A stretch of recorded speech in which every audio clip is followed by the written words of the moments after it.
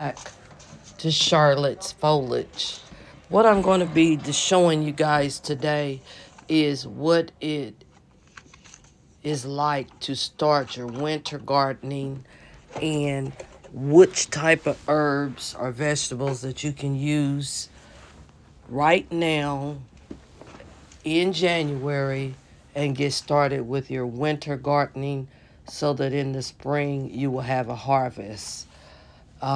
We won't talk so much about how long it takes to germinate. I'll put that in the next video, but this video is basically a how to use normal things like plastic clear containers around your house and some potting soil, some tape, and how to label your herbs and vegetables and to actually sit them outside in January and still get your plants to grow.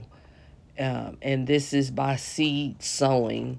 So just stay tuned and continue to watch the video, and I'll show you how to prepare your soil and put your seeds in the soil. So again, thanks for stopping by my channel and continue to watch, and let's continue to grow together. And if you're new to my channel in 2026, welcome. We talk about plant content. We share all of our failures and successes, and we continue to plant and grow together.